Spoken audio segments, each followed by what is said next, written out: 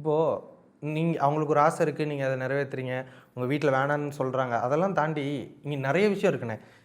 அவங்கள எதுவும் சொல்கிறாங்க, அவங்களையும் சொல்லுவாங்க சில பேர். ஏதாவது சொல்லிட்டே இருப்பாங்க. நடிக்க போகிற, என்ன நீ நடிக்கலாம் போயிட்டு இருக்க, நம்ம வீடு என்ன அப்படிலாம் சொல்லி பேசுவாங்க.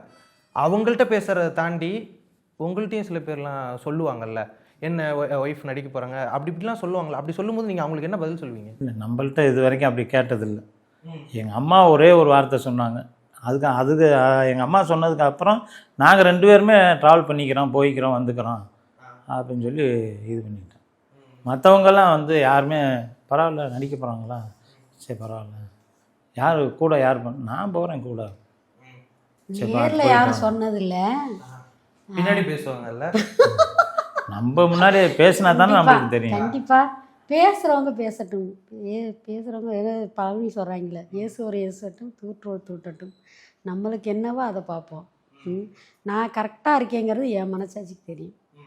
இவங்க கூட இருக்காங்க, இதுக்கு மேலே என்ன வேணும்? என் பிள்ளைங்க, என் ஃபேமிலி, என்னையை நம்பி இருக்கிறவங்க, என்கிட்ட பேசுகிறவங்க, என்னோடய ஃப்ரெண்ட்ஸு எல்லாத்துக்கும் தெரியும் என்னையை பற்றி.